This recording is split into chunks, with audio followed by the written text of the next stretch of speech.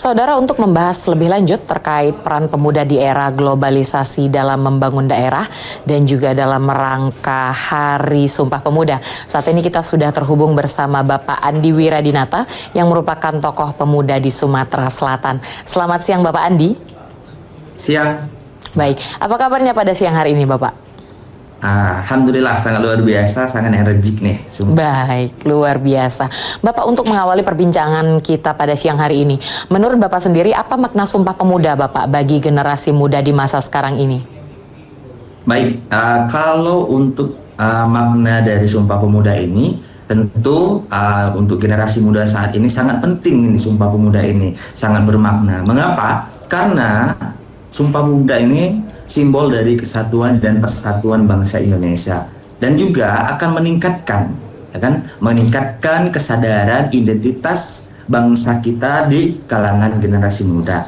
Jadi pada intinya Mbak, untuk makna dari Sumpah Pemuda ini untuk generasi sekarang ini sangat bermakna, dan tentunya ini bisa meningkatkan kesadaran atas identitas bangsa kita dan untuk meningkatkan persatuan dan kesatuan di kalangan generasi muda saat ini. Oke. Mbak, kalau untuk semangat Sumpah Pemuda sendiri Bapak, menurut Bapak bagaimana semangat Sumpah Pemuda ini bisa terus relevan di era globalisasi digital seperti sekarang? Ya, tentu kalau kita berbicara tentang eranya sekarang, yakni era globalisasi atau di kalangan pemuda itu eranya teknologi dan digitalisasi.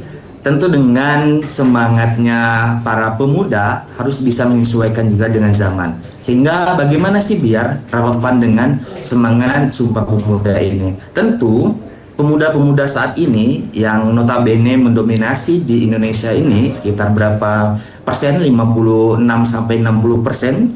penduduk di Indonesia ini dikuasai oleh pemuda kayak gitu. Nah, dengan relevan ini bagaimana seharusnya pemuda saat ini bisa memanfaatkan teknologi yang bisa kita manfaatkan untuk mempersatukan bangsa kita di antara kalangan generasi muda kayak gitu, dan juga bisa menguatkan solidaritas di kalangan masyarakat dan tentunya menjaga stabilitas persatuan bangsa Indonesia. Karena kita berbicara tentang semangatnya Sumpah Pemuda, jadi tentu saja kita harus meningkatkan jiwa kesadaran untuk persatuan generasi muda dan persatuan bangsa Indonesia tentunya dengan memanfaatkan fasilitas digital yang sudah ada saat ini, contohnya sosmed untuk mempromosikan nilai-nilai Pancasila, untuk memperkuat solidaritas kita. Itu gerakan dalam digitalisasi saat ini, era globalisasinya. Itu Mbak yang untuk gerakan-gerakan saat ini, untuk generasi muda yang masih relevan di eranya modernisasi ini. Oke, Bapak mohon maaf, apa jaringan internetnya bisa di search ulang? Karena Bapak agak terputus-putus kita menerimanya. Sudah, agak sedikit delay Bapak, mohon maaf. Masih Bapak yang kita terima? Masih agak terputus suara Bapak. Halo?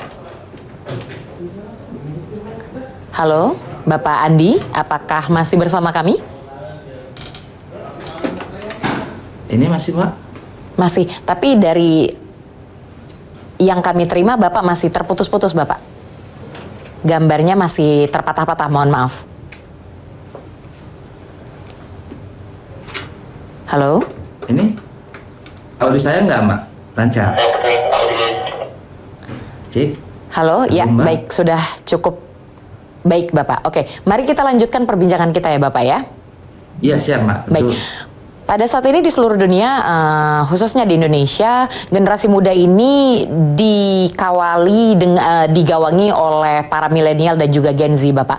Di era digitalisasi seperti sekarang, untuk milenial maupun Gen Z, menurut Bapak, apa yang harus dilakukan oleh kalangan Gen Z dan milenial untuk lebih berperan lebih banyak untuk kemajuan bangsa ini di era globalisasi seperti sekarang? Baik, terima kasih Mbak. Kalau menilik atau melihat pada generasi muda saat ini, memang ada plus minusnya kayak gitu kan. Ada yang generasi muda yang produktif, ada juga bukan menyalahi generasi muda yang mungkin hanya bisa mengandalkan mungkin ya kejayaan orang tuanya dan juga mungkin karena pola pikirnya yang salah. Tetapi kita di sini perspektif untuk pemuda-pemuda yang ada di Indonesia seluruhnya. Tetapi untuk generasi muda saat ini, biar dia bisa memberikan kontribusi untuk bangsanya atau daerahnya, itu kan yang namanya pemuda itu agen of change, social control dan agency. Nah, agen of change ialah agen perubahan. Yang nama agen perubahan ini harus bisa memberikan kontribusi atau perubahan-perubahan yang mana notabene-nya mungkin kemarin-kemarin belum baik, akan berubah menjadi lebih baiknya. Contohnya ialah meningkatkan ide-idenya, menuangkan ide-idenya melalui forum-forum atau melalui komunitas, melalui organisasi yang bisa sama-sama mewujudkan tujuan generasi muda kayak gitu. Tentu bukan hanya segelintir generasi muda. Di sini kita juga perlu dengan pemangku kepentingan biar bisa nanti mewujudkan ide-ide, meningkatkan kesadaran masyarakat yang ada di Indonesia atau di daerah mana kita tinggal seperti itu, Mbak, biar nanti bisa memberikan kontribusi nyata, bukan hanya ide-idenya saja tetapi tidak direalisasikan. Mengapa bisa tidak direalisasikan? Karena mungkin belum adanya ya kekuatan atau belum bisanya memberikan suatu ya dampak, atau dalam artian pemangku kepentingan itu belum bisa diambil oleh generasi muda saat ini. Mungkin 5 sampai 10 sampai 15 tahun lagi baru generasi muda seperti kami ini menempatkan posisi-posisi yang sangat penting di vital kayak gitu kan, sangat vital di pemangku kepentingan tersebut. Khususnya pemerintah atau stakeholder yang berkaitan dengan ide dan juga ajakan atau gerakan generasi muda itu untuk memajukan atau kontribusi dalam aksi nyatanya, Mbak. Contoh seperti mungkin gerakan menjaga lingkungan. Sekarang ini kan bank sampah ini masih sedikit kayak gitu. Nah, dan juga generasi muda sangat minim untuk ya kontribusinya di bidang lingkungan. Maka dari itulah kita sebagai generasi muda harus bisa mengawal ini biar bisa direalisasikan pemangku-pemangku kepentingan untuk kemajuan bangsa dan khususnya untuk kemajuan daerah yang kita tinggali kayak gitu, Mbak. Kurang lebihnya contoh kecilnya kayak gitu. Baik, kalau untuk dari pemerintah sendiri Bapak, untuk mendorong generasi muda lebih aktif dalam membangun bangsa dan juga daerahnya masing-masing, apakah pada saat ini sudah cukup program dari pemerintah, Bapak? Kalau berkaca dari programnya pemerintah, di sini Mbak, kita bukan hanya melihat yang kasat mata, tetapi kita juga di sini harus fair terhadap apa yang dialami oleh generasi muda saat ini. Mengapa saya bilang seperti itu? Karena masih banyak generasi muda ini yang notabene-nya belum diwadahi oleh unsur pemerintah. Nah, sejauh ini kalau menurut kita memang ada program-program pemerintah yang sudah tepat sasaran untuk generasi muda, tetapi masih ada juga kekurangan pemerintah untuk menyediakan program-program yang diminati oleh generasi muda. Maka dari itulah kalau ditanyakan apakah cukup ini, belum terlalu maksimal dengan program-program yang sudah ada. Dan juga dengan ide-ide yang banyak sudah dituangkan oleh generasi muda, ini mungkin pemerintah perlunya kolaborasi dengan komunitas, organisasi, atau instansi-instansi yang bisa merealisasikan ide-ide yang melibatkan generasi muda yang saat ini, Mbak, gitu. Jadi kalau ditanyakan sudah cukup atau enggak, ini belum terlalu cukup dan belum terlalu maksimal, Mbak, untuk program-program pemerintah saat ini. Yang untuk mengikutkan generasi muda ya Bapak ya, berarti butuh lebih banyak program lagi dari pemerintah kita ya. Kalau tadi kita berbicara tentang langkah-langkah dan juga program pemerintah untuk mendorong keinginan generasi muda, kalau untuk tantangannya sendiri seperti apa, Pak? Untuk tantangannya, Mbak ya, kalau betul, untuk ya dalam generasi muda kita untuk berkontribusi lebih banyak. Ya, kalau untuk tantangannya seperti mana yang kita bahas dari awal tadi, Mbak ya, memang generasi muda saat ini mendominasi oleh generasi muda lah di Indonesia ini. Sekitar berapa persen tadi? 56-60% itu generasi muda yang ada di penduduk Indonesia ini.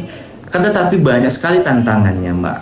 Secara ya umumnya saja kita memang meragukan sumber daya yang ada di generasi muda saat ini. Daya saing sumber daya pemudanya ini dalam kita telusuri, dalam kita lihat kayak gitu, itu daya saingnya masih sangat ya minim, masih memprihatinkan. Mengapa? Karena banyak generasi muda di Indonesia ini kayak gitu kan, apalagi di daerah-daerah itu mengalami suatu ketertinggalan dengan generasi muda yang ada di luar atau antar daerahnya itu, Mbak, ketimpangan juga. Nah, maka dari itulah tantangannya ini sumber dayanya atau daya saing sumber daya manusianya masih minim, Mbak. Dan tentu juga dengan ya kita lihat saja sekarang ini dengan lingkungan yang tidak memungkinkan, dengan krisis lingkungan, dengan perubahan cuaca yang tidak bisa ditentukan, ini sangat memprihatinkan. Maka dari itulah tantangan selanjutnya ini tentang, kalau bahasa kami itu tentang krisis lingkungan atau kerusakan lingkungan, Mbak.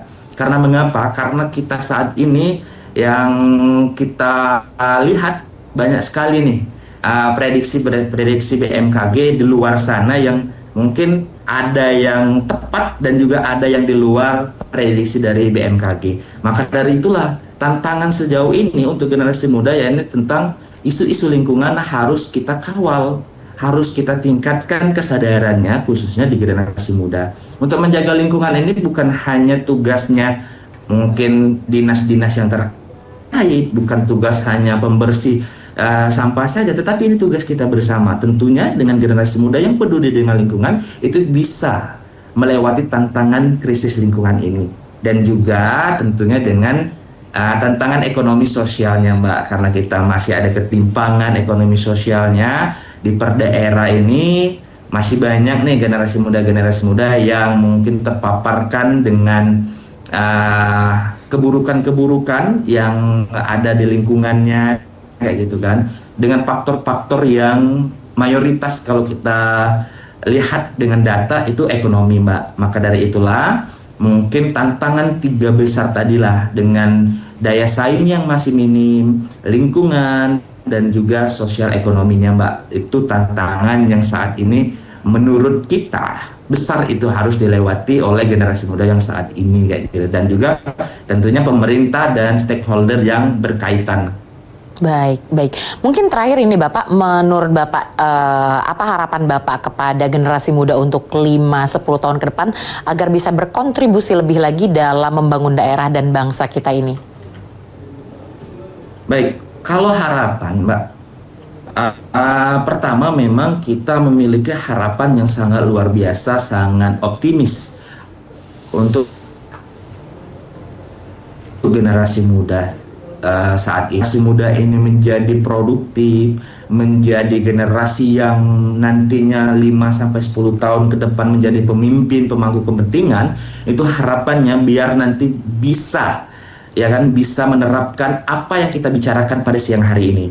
Tentu dengan harapan yang sangat besar, mereka itu bisa untuk menuangkan ide-idenya, tetapi bukan hanya menuangkan ide-idenya, Mak. Bisa sama-sama mengawal biar nanti terrealisasi, dan tentunya terus berkolaborasi kayak gitu kan, berkolaborasi mewujudkan visi besar kita, ya kan.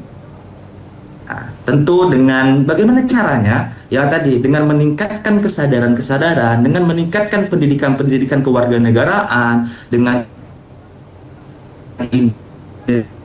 identitas. Halo, Bapak Andi. Jadi kita harapan kita masih besar. Bapak Ya. mohon maaf, masih terputus-putus lagi Bapak, boleh diulangi? Oh, ya. Halo, ya baik, mohon maaf ya Bapak ya. Saya ulangi, mengenai harapan, Mbak, memang kalau sejauh ini yang kita bilangin tadi, 5-10 tahun ini akan pergantian regenerasi kepemimpinan. Dengan harapan yang besar ini, dengan generasi muda yang saat ini, besar harapan kami, besar harapan saya untuk generasi muda saat ini, biar bisa menuangkan ide-idenya, inovasi-inovasinya, kreativitas-kreativitasnya, biar bisa nanti diwujudkan visi misi tersebut. Tentu bukan hanya kami generasi muda yang memiliki ide, yang memiliki kreativitas, yang memiliki pemikiran-pemikiran yang luar biasa. Kami perlu kolaborasi dengan stakeholder, kolaborasi dengan pemerintah. Maka ya tadi harapan tujuan kami ini untuk generasi muda biar bisa menuangkan ide-idenya yang kreatif dengan inovatif, inovasi yang sangat luar biasa, tetapi juga bisa mengawal, ya kan, biar bisa nanti direalisasikan sama-sama dengan unsur stakeholder, dengan unsur pemerintahan kayak gitu, Mbak. Bagaimana kayak gitu seperti itu biar bisa terwujud? Tentu generasi muda saat ini banyak sekali berbagai macam organisasi komunitas. Bagaimana caranya biar bisa mengawal, biar bisa memberikan kontribusi untuk tujuan kita terwujud tadi, ya tadi meningkatkan pendidikan kewarganegaraannya, identitas kebangsaan itu harus ditingkatkan, Pancasilanya, dengan momentum Sumpah Pemuda ini, ya ini momentum kita untuk sama-sama pemuda, khususnya pemuda di Sumatera Selatan, masih memiliki jiwa optimis untuk sama-sama memajukan daerah, memajukan bangsa, dan juga memajukan negara Republik Indonesia ini. Tentu dengan mendorong ide-ide dan pemikiran kita yang sangat luar biasa dimiliki ini, dengan gagasan Agent of Change, Social Control, dan Iron Stop, itu tentu dengan ikonik-ikoniknya pemuda. Jadi harapannya tadi, Mbak, banyak sekali harapannya. Semoga nanti kelak 5-10 tahun lagi kita yang generasi muda ini akan memimpin, akan mewujudkan cita-cita kita, apa yang kita bahas pada siang hari ini. Oke, baik, seperti itu. Terima kasih sekali Bapak Andi atas segala informasi dan juga perbincangan kita pada siang hari ini. Siap, Mbak. Sama-sama, Mbak. Terima kasih juga, mohon maaf atas kekurangan. Baik Pak Andi, stay safe. Terima kasih banyak Pak Andi, selamat siang.